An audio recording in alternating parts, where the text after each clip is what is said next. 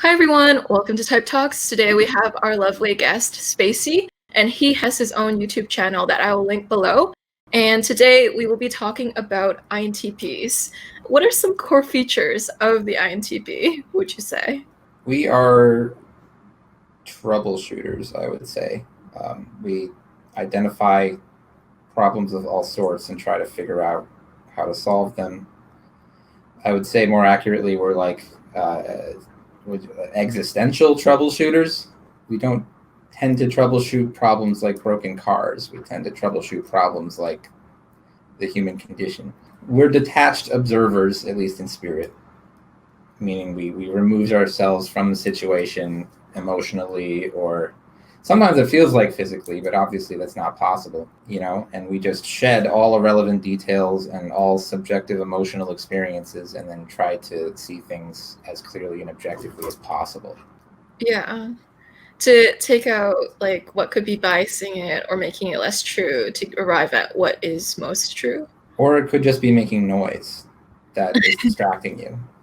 Yeah. You have to focus on the key issues and features of things. I think we're good at, I guess, seeing the skeleton of things kind of without all the extra like information piled on top of it. And so when you see the skeleton, you can kind of see, for example, how a human body's joints and muscles move appropriately, but you can't see it as easily with all the skin and flesh on top. That makes a lot of sense. I think that all introverted functions, they have that feature of taking out the noise from whatever their introverted perception is or judging is focusing on, but maybe TI doesn't in the specific way that you mentioned it. That's what TI and FI do. Yeah. Mm-hmm. Yeah. MI and SI, to me, that I don't think they do too much in the way of filtering and cutting out. It's more of a slow repository that everything finally drips into. I really like your definition of NI and SI, actually. I heard you say it before, so I was wondering if you could go into that. Like I said, this is one of the things that I agree with Eric on, I suppose, where the introverted perception functions, NI and SI, they're he calls them knowledge functions or epistemology functions, meaning that is sort of the function that contains your worldview. It basically is, it's what you know. Everything that you think you know basically comes from your NI or your SI. Yeah. All the other functions are either, like the extroverted perceiving functions are they're taking in new stuff. You don't know anything yet when they're working, kind of. You're still figuring it out. And the judging functions are, for sorting through that stuff until it finally settles into your introverted perception. Yeah, I completely agree. I love how you call like NI and SI stored. Like they store the totality of what you know. Right. It's the end result. Yeah, I thought that was super accurate. It's like, yeah, that stored conglomeration of takeaways or the gold nuggets. It's also what you're always comparing new information to. Yes. Sort of. So there's a constant process of it always being accessed and retrieved in the face of new incoming information. SI is more of the particular things that you compare it back to. So when you take a new piece of information, you compare it to like particular experiences or particular facts that you know of the case. Whereas NI is more about generalities. So it'll take a new piece of information, compare it to a trend or a generality in its mind. Yeah, that sounds pretty accurate to me. Introverted sensing it's basically just like, where have I seen this before? Yeah. And if I haven't, what have I seen that is something like it? And then that's what you go off of. Yeah. With NI, it's kind of like this nebulous sense of noticing that things have an underlying element that connect to another underlying element. So what I store is like the underlying element. That is so vague, but I have no other way of putting it right now. Well, if people could actually describe NI, then there wouldn't be so much confusion now, would there? Right? Yeah. Same thing with FI, to be honest. Nobody can really describe it. Yeah. Oh, it's values. The way NI seems to work, like people, I get a little frustrated when people try to make it seem like it's magic, and that there is and that you can't possibly trace back what NI gives you to something real. And I don't think that's actually true. Nobody could probably consciously follow that chain of processing back to where it started, but it is still all based on stuff that you've actually seen or heard or touched or tasted or something like that. And because they're so visually based, it seems like they're able to just like, there's this rapid process where like little snippets and pictures of like text conversations that they've had with people or interactions that they've watched people have, it all kind of like settles down next to each other, and they're like, oh, so based on all of this, I can conclude that this guy really likes blues music or something. It could be completely fucking random, but because you have all of this prior information to go off of, you're able to see kind of what the missing piece is. That's definitely how it feels like. I guess that really is kind of the difference. Is the NISE axis is like trying to fill the hole that's still there. And the NE and SI axis is more of just a slow, gradual building process. Yes. Yeah. Right. They're not looking for what's missing, really. They're looking for what's actually there. Exactly. Yeah. I agree. I guess, and to go back to our INTP discussion, what are 3 words people would describe you as? And what are 3 words you would describe yourself as? Well, it depends on what people. I mean, people will say that I'm smart and I'm funny and I'm perceptive. Mm-hmm. Myself? Yes. I would say probably crazy, cerebral, and fun-loving. I don't know. That's great. Yeah. Those are cool descriptor words. And what are 3 words you would describe INTPs as a whole? I don't know. Thoughtful, sedentary, wary, like WARY. I don't know.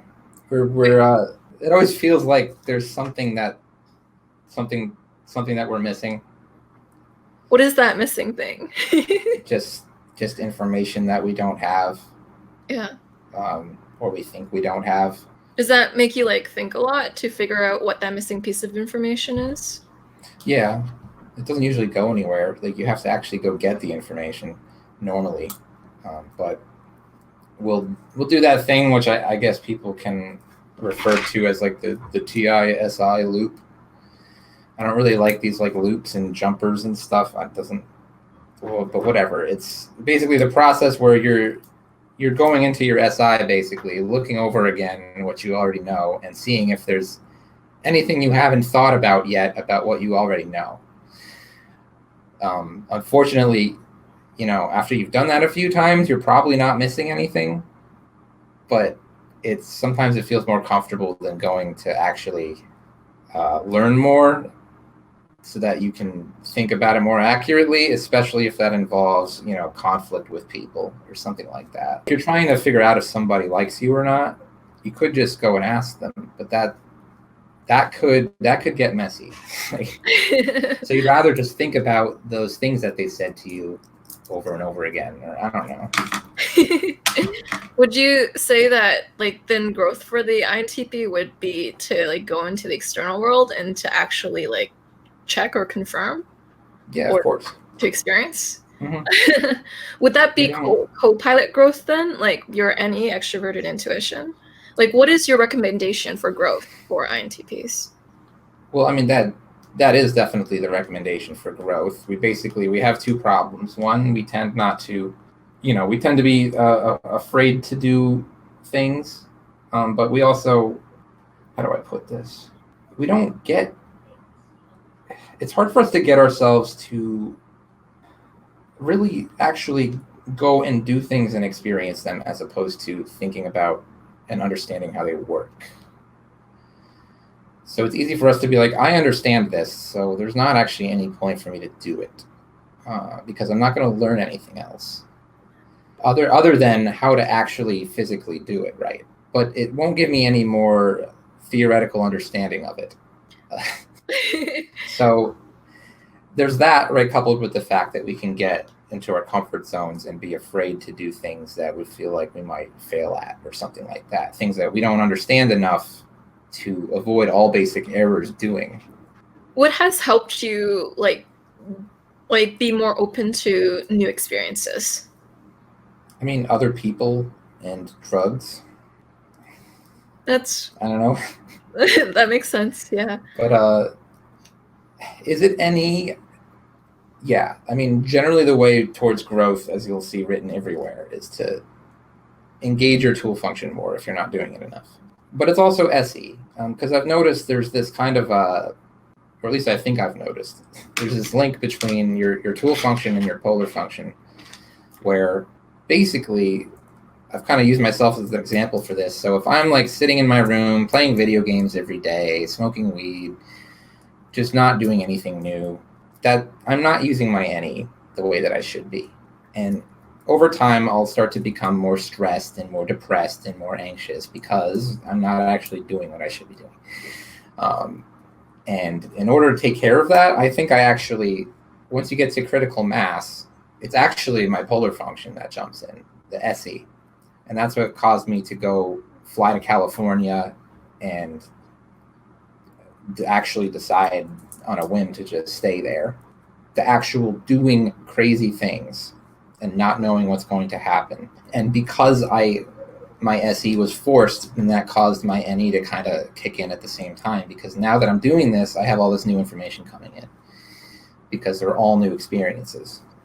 Yeah, that's brilliant. So would your growth recommendation to types be like their polar function? So for INFJs, it would be the TE? No, I think the polar function is basically just there as like a what's the word I'm looking for? A fail-safe. Basically something that activates in an emergency. So when you're in a critical condition, you should use your polar? Well, you won't.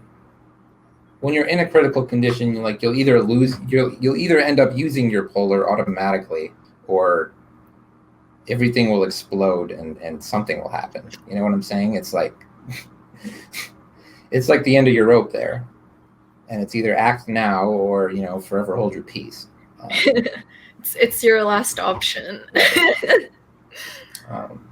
Wow. So it's a forced growth type of function. Yeah.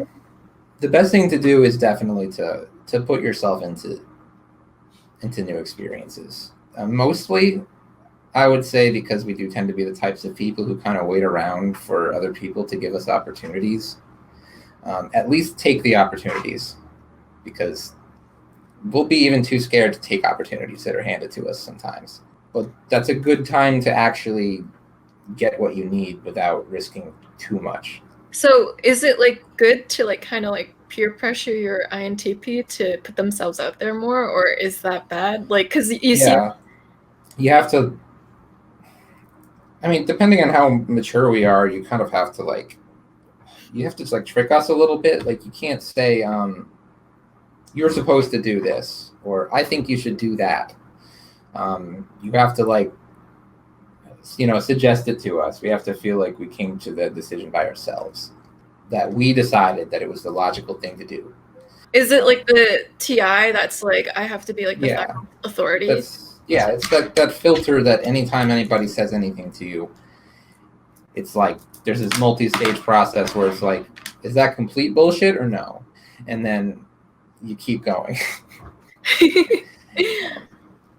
So your advice is to like let the INTP choose for themselves, but like to offer them maybe opportunities. Yeah, you have to give them options, give them possibilities. But also, the kind of peer pressure that works on us is like, I don't know, we like to be encouraged and like patted on the head and told that we're a good boy and all that. Oh, you like to be FE. Yeah, that's what fourth slot FE is for us. And most of the time, I won't seem that way, but like, we really just want people to be like, hey, you did a good job, INTP. We really appreciated that. We do just need to be used by people. I hate to say that, but we won't. The only thing that really motivates me to do things a lot of the time is when other people need me to do it for them. So Oh, your FE kicks in and you're Yeah. like, I want to help them. That's so adorable. But on the flip side of that, if we never feel appreciated, we never feel respected, right, then that's it. Like, we're like, fuck it. I don't care about any of you. I'm sitting in my room. I'm playing my video game. Yeah, just gonna hermit. Yeah. Bye, humans. So, do you know any INTP celebrities or examples of the type in fiction? Yeah. I'd say like Tina Fey is probably a good one that everybody knows. That she's almost certainly an INTP. I think at least one of the Olsen twins is, if you see her in interviews, like the front man of like Steely Dan. I don't know if people really know a lot of like 70s rock and stuff, but there's some musicians where you can kind of tell that they're INTPs because of like the way their songwriting goes. I don't really know how to explain it. Who else? I don't actually think Einstein is one, but philosophers like Kant and stuff are probably, a lot of them are INTPs. Robespierre, maybe Hegel. I mean, that's what we are. We're philosophers. We're not really scientists. We like to analyze things that never completely yield to analysis. I read that somewhere, and that really rang true. If it's something where you can just come to a definitive conclusion about it within a couple of years or something, well, then it's like, oh, okay, that's boring now because I already figured it out.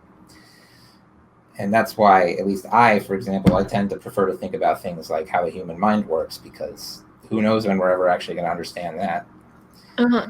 That's fascinating. That's where we'd rather put our work. We're like, if it's something that other people can figure out, we don't want to do it. It's like, we'll leave the science to like the STJs. Like, we don't care. They do a great job.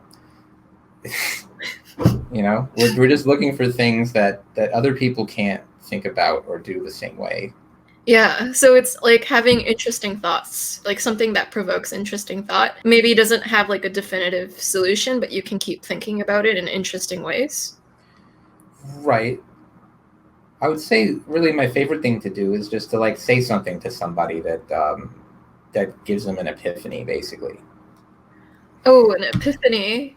Where they like learn more, or like what type where they go like, wow, you just said something to me that triggered a cascade of like thoughts and feelings and stuff that made me come to an understanding about something. What about that is fulfilling to you when someone cascades after one of your thoughts? Because that's like what our goal is as an INTP, is to help people understand. But people have to listen to us, and we have to learn to speak to people in a way that makes them want to listen to us. Yeah. So I end up kind of playing psychiatrist with people a lot. Because, it's really like a therapy session when you're able to talk to somebody the right way. Yeah. Wow, psychiatrist. Is it so they receive your TI, like they call it TI tacos. So it's like when you have a truth to tell someone, but if they're not ready to take it, they just slap the taco out of your hands. Like, this is what Personality Hacker Sort of. Yeah. But so you're being a psychiatrist, so they'll accept maybe that truth taco. Yeah. I mean, you have to make people feel comfortable. Like the TI and the SI internal axis is really cold and sterile and clinical. And so when people have like these beliefs that are damaging them, or they don't understand something, right, it's almost like they need heart surgery, you could say. And so, right, you have to cut into them and you have to perform the heart surgery, but cutting into them really hurts, so you have to give them some anesthetic in the form of like NE goofiness, or FE, schmoozing them enough, using the right words to get the right emotional responses so that they're more inclined to listen. My friend who uses like the TI FE axis, his name is David. He talked about the scalpel TI analogy with the FE aesthetic and anesthetic. Right. Yeah, and it's totally a thing. It's like where your FE buffers, so then you can like dive in with the scalpel. Right. Yeah. Right? You know, you got to tell people harsh truths with a smile on your face. But people, I mean, listen, people hate having their beliefs challenged by and large. It's a painful thing. Do you have experience with people reacting poorly, like when their beliefs are Of course. I think we all do. You know, we've all had these times where we tried to talk to somebody and it was just,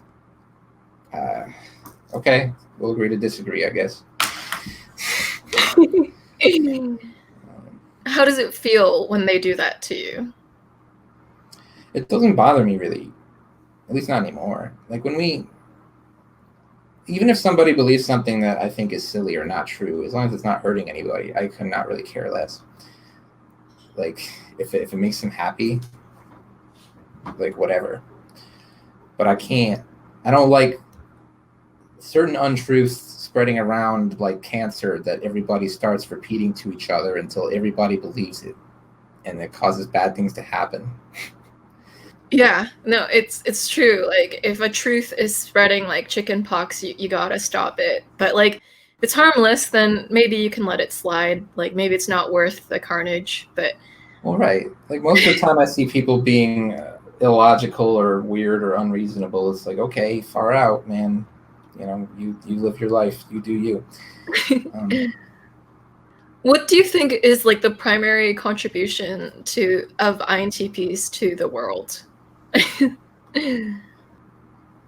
mean, like we discussed, we basically changed the way that people think about things. If you look at the philosophers of the, you know, of like the 17 and the 1800s and such, or earlier, they literally, the terms and the way that they are able to frame things and the understandings that they give us really do influence the way that like future generations frame and think about things. We change the whole mental landscape, the way everything's defined and the way everything's supposed to work. I mean, a lot of the time we come up with like new technologies and stuff like that. I mean, the whole point is just we come up with a new idea basically that nobody's come up with before, and it's supposed to benefit humanity. You know, other people are supposed to be like, oh my God, I never thought of that before. But then the ENTJs or whatever can go take that idea and, you know, make it more efficient and systematize it appropriately for the masses. And FI dominants do a similar thing too, but from what I can see, INFPs are usually like political revolutionaries or something like that. They're very new ideas in that way. Like, yeah, I totally agree. What is the challenge of INTPs getting their gift out? Like I said, we don't go out and talk to anybody, or people don't want to listen to us, or people can't understand us, which again is kind of a problem with both parties, right? Maybe I'm not being clear enough, or maybe I'm not understanding this other person's frame of mind well enough to communicate it to them appropriately. We're very self-critical people. Most of the time we'll assume that things are our fault. Does that ever result in like INTPs having lower than average self-esteem because they are self-critical? Definitely. We oftentimes we get so self-aware and so self-critical by such a young age that like if nobody's watching us, we'll just destroy ourselves. Like pat. Yeah. Like, because we know in our heart of hearts that we always could do better, right? There's always a possibility that we could have done better. And like our need for everything to be 100% true and accurate and perfection, it does also apply to us. We can't feel like we're illogical. We can't feel like we're incompetent, any of that. Oh, you guys are like your biggest critic because you guys like are, you know, where all the areas could have been improved. Yeah, a lot of people don't realize that. Like if you accuse one of us of being arrogant or something, chances are we've already thought about how we might be arrogant. And it's like, I get it. Like we've already beat ourselves up about how we come across to people or whatever.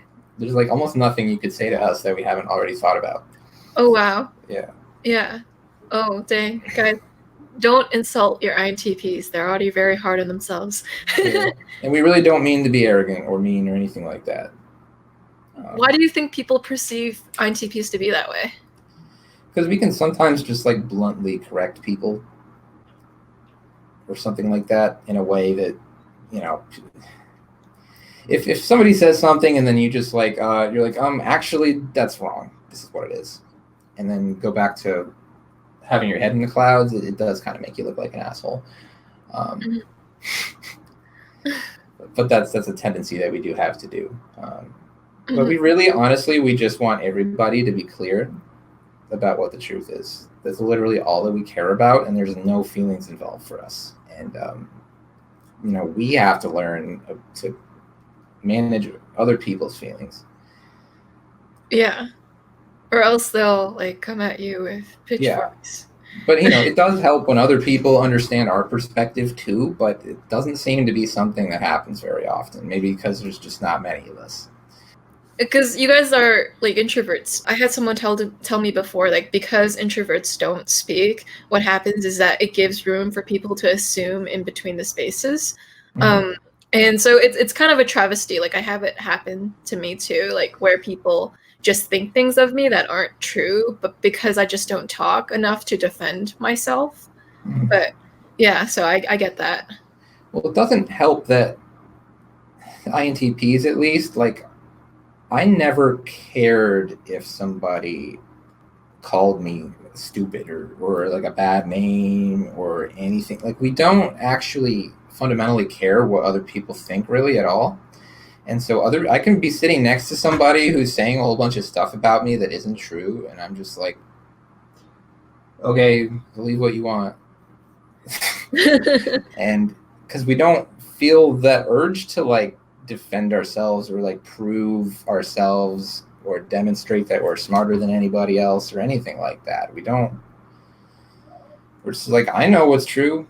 I'm fine with that. Because if like your heart of hearts knows what's true, then you don't need that outside validation. You have that internal validation. But we actually do need some outside validation. You need that pat on the head. FE pats. But, you know, I think by and large, we're actually very, very capable of being empathetic and understanding people. Like, I'm sure there's plenty of INTPs out there who could be like the nicest person you know. we really do care about people a lot, I think. Mostly I do. Like, my heart bleeds for humanity each and every single day. I mean, ultimately, when you correct someone's truth or their information, you're also helping with like improve society too. So you do care about society, right. And that's your way of showing it. Well, it's tough love. Like, we have no other kind of love to give to people almost except for tough love. That's what kind of sucks, because it has to be like, I know this hurts now, but you're going to be so much better off in the future, you know? And it's hard to get people to understand that. Yeah. Like, tough love is kind of like drinking Berkeley's when you're sick. Like, it tastes kind of rough going down, but it's good for you and it'll get you like out of your sickness. Because you mentioned earlier, like, if someone has like cancer and they're spreading it, like, you want to prevent that. So it's kind of like taking Berkeley's, because that's like a medicine that heals whatever sickness you have. But yeah, that's really fascinating, Spacey. And my question for you is, how does TI show up in your life? I wouldn't say it really shows up in my life much. It's very much a personal thing that I don't spend a lot of time watching it or anything. Like, most of the time, I don't really feel like I'm thinking about anything. It's not like my head is filled with a constant dialogue of analytical chatter or whatever people might imagine. It's like it's pretty silent and personal experience, I guess. I mean, it obviously comes out in the way that I live my life and the way that I talk to people. I'd say one of the hardest things about, I guess, being at least maybe a TI Dom in general, maybe, is that like, I have this tendency to mediate with people. So I'll get myself into situations where, say, like, my significant other is in a disagreement with somebody, and I can't do that thing that my significant other wants me to do, where I just always take her side no matter what, and always support her and always validate her. Because if the other person is right or has a point, then I can't stop myself from being objective about the situation. It's hard for me to like take sides or make definitive conclusions about who's right and who's wrong and who's good and who's bad. Because there's a lot of like intricacy to that logic, and you don't want to like cut Right. it short by choosing a side that's might be wrong because it's complex. Yeah. Yeah. So, Spacey, would you say like TI is more of a subconscious process in the dominant position then?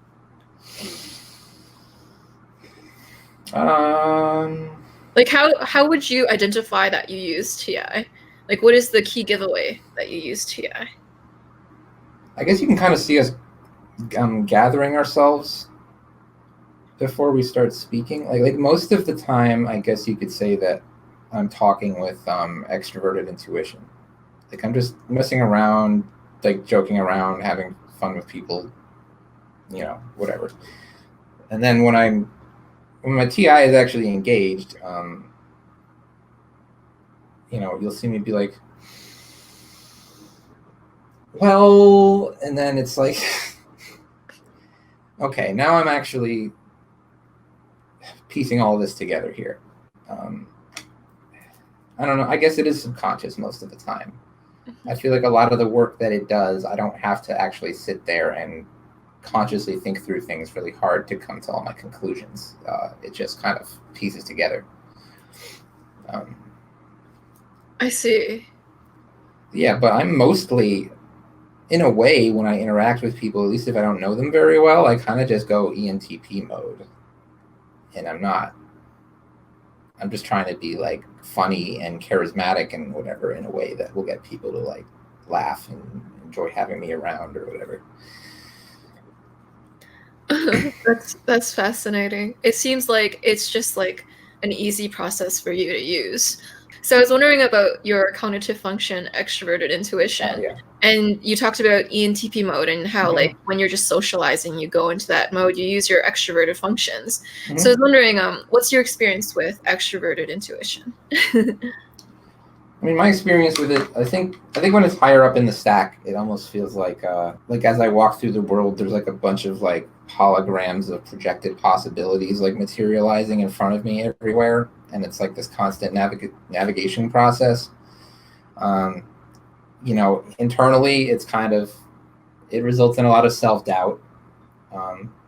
Like I said, we always know that there's other possibilities, other things that we might not have considered. Yeah. You know, ways that we could be wrong. Yeah. You know, every time we try to come to a definitive conclusion about something or a firm belief about something, right, we're immediately assaulted with how the opposite could be true. It's like that. And also, it's kind of a joke generator, I guess. There's a creativity element there. It might have to do with why I'm a good singer or whatever talent I might have in that regard. You know, it spits out a lot of stuff, and a lot of it isn't really very useful, but some of it is. It's most obvious like when I'm trying to be funny or telling jokes or something. Like a lot of stuff dribbles out of my mouth and falls completely flat and doesn't make any sense at all. And people are looking at me like I have 3 heads. And other times it's like super insightful or really hilarious and everyone's busting out laughing. So, you know. Yeah, that's it's like sometimes it lands, sometimes it doesn't. It's like throwing spaghetti to a wall and seeing if it sticks. So in that sense, I think especially when you put us next to maybe like an INTJ, like we look completely idiotic a lot of the time, I think. I mean, at least I do. Like when I open my mouth, I'll sound like an idiot half the time. And that's actually because TI is in my dominant position and I don't care that other people think that I sound stupid. That's more of a TI third slot issue, maybe. But it's definitely like that, where we're kind of just, it's like reality is just a playground and an experiment, and it doesn't matter to us. Like, we're just trying to see how people react, and, you know, like if I might even pretend to have like a political opinion about something and then start a conversation about it to see how people might react to me having that opinion. It's like I don't even know. It's such a game. I just want to do whatever I possibly can to figure out how I could glean more information. Even if it's like a little deceptive to people, which, I mean, I'm not proud of it, because like I said, I'll pretend to believe things that I don't really believe, stuff like that. And people aren't always sure whether to take me seriously or not, but. Yeah, it seems like because your TI is first slot, like when people call you like stupid, it hits less because you're more self-assured in like your own intelligence or where your thoughts are. I guess maybe your FE is lower down. So do you ever get insecure? Because if your FE, like if someone says you're not caring enough or you're not demonstrating enough love, like does that ever make you feel insecure? Oh yeah, if someone accuses me of being like a bad or an immoral person, then rest assured, I'm now thinking about all the ways that I'm not a good person. Oh no. Yeah, yeah. And probably hating myself, because that is the very last thing that an INTP wants to be. Actually, it's not even wrong about things, but just a bad person. Oh no. So what I learned is like INTPs very easily go into a place of self-hate, self-doubt, self-criticism, because they're naturally hard on themselves. But if you hit them where like they are a bad person, like you call them that, like that's where it hits like the most, and they can really get into a self-loathing space. Yeah, I would say so. We really don't like having our care or kindness towards others or whatever brought into question, because I'd say we usually try extremely hard to do things for people when they need us. Wow. Yeah. And yeah, that does show, and I guess sometimes people can be judgmental. Spacey, how about your experience of SI? It probably has a lot to do with how kind of haphazard and disorganized I was kind of growing up. Like, you know, we don't brush our hair, we don't dress well, we don't clean things. You know, anytime, you know, an object can sit there gathering dust in the corner of my room for 6 months, and if I don't need to use it, then I won't remember that it's there. And that's kind of an SI thing, I guess. You know, over time, as you come to rely on it more, I mean, there's little things that poke out at me. Like, I was kind of a germaphobe as a kid. There were certain like food textures, like I couldn't eat mashed potatoes because they were so mushy. It made me feel like I was going to throw up. Things like that, like tactile, textural things that aren't really so much of a problem for me anymore. I feel like I can tune out sensory stuff that I don't like very easily now. SI is also a tool that you use to help you relate to people, right? In order for people to understand you, you have to give them an example that they understand, right? So, you know, if someone doesn't know what a cat is, right, your SI will be like, well, it's kind of like a dog, but it's smaller and has a flexible tail or whatever. I don't know. That is, yeah, SI is good at like retrieving a specific past example that might help with the current situation. I guess in conjunction with my FE, it's an important tool in being able to explain things to people in a way that they can relate to and understand. That's excellent. What is your relationship with your FE, Spacey? Well, you know, I was really, it's a lot of social anxiety, right? Worrying about how you might come off to people. There's other times, you know, in life where you're just like, whatever, I don't care what anybody thinks about me, right? And both of those states are probably unhealthy to go too far in that direction. It's, like I said, it's a big source of, I guess, my concern for other people. It makes us care about humanity, I guess, in a more detached way. Like, it's not so much individual people we're looking after. It's kind of like the tribe at large. I would say there's a big connection between my FE and the music that I listen to, probably, and also the SI a little bit. I think over time, as I've gotten older, I moved from listening to more really harsh, like noisy, heavily affected rock music, a lot of noise rock kind of stuff. And now I think because of my FE, it's actually a lot more like blues and folk and kind of more like traditional stuff that kind of speaks to like the human experience a little more.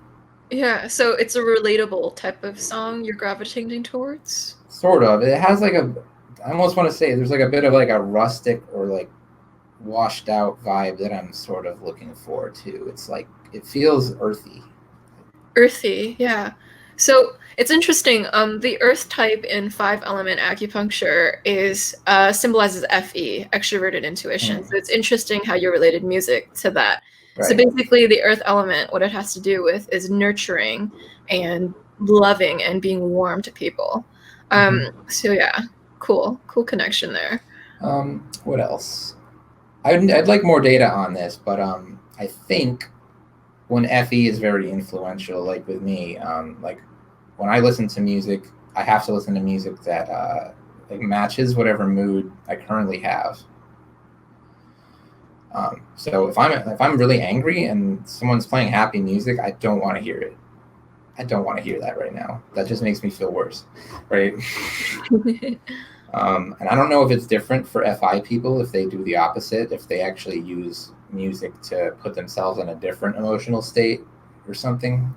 Ooh, yes, I will ask that question around and get back to you. But I think there might be something to that. That's cool. Although it seems like generally FE users are more open to having their emotional state changed. The FI users are much more static in that regard. Yeah, I agree. Like, I am more like I like to be infected by other people's emotions because I like to vibe swap. Right. Yeah, it could just be low feeling for me, I guess. Yeah, it could totally be. I have that sense that it's not going to change, and I just want to like if I'm depressed, I want to go listen to the most horribly depressed music that I can find until I get like so depressed that I'm just like, you know what, this is ridiculous how mopey it is right now. And then kind of push through it. I got this one song that's like so miserable that it's actually funny, you know? And so, Spacey, are there any other core features to INTPs that we missed? Any other things you would describe them as? Anything coming to mind? I think, I guess I'd just say that we can probably take a lot of suffering and pain and abuse, and we easily shrug off anything external to what is important. So I guess don't be mistaken that we're sissies or anything, and also don't be mistaken that like in times of conflict and chaos, like we operate well. So when everyone else is losing their shit and they can't settle down, we're going to be the last people who are keeping it together. That's great. Maybe us and the ISTPs too. But, yeah, you guys are calm rangers. You guys have the level-headedness that keeps things carried through. Yeah, and I think we do often suspect that other people really can't keep it together when they have to, and that it falls on us to be those people. You shoulder that. So that is a great piece of advice. What is a takeaway you would give to INTPs watching this? What type of life advice, or like just what you would tell your younger INTP self? You know, you're more capable than you think you are, and you know what? Don't be afraid to fight or stand up for yourself. And I don't know, just don't worry about getting in trouble or bad things happening or whatever. You just follow your instincts, because if you don't, you'll be really miserable. That's wise words, Spacey. So thank you so much for coming on and sharing your INTP nuggets of wisdom with us. Thank you for challenging our thought process and allowing us to think more clearly and more precisely. And thank you, Spacey, for just an accurate rundown of your mind. It was very pleasurable to listen to, and I bet you really gave great information about INTPs. So thank you so much for shedding your perspective. It was a very valuable one. Well, thanks for having me here to share with people, and thanks for doing what you're doing.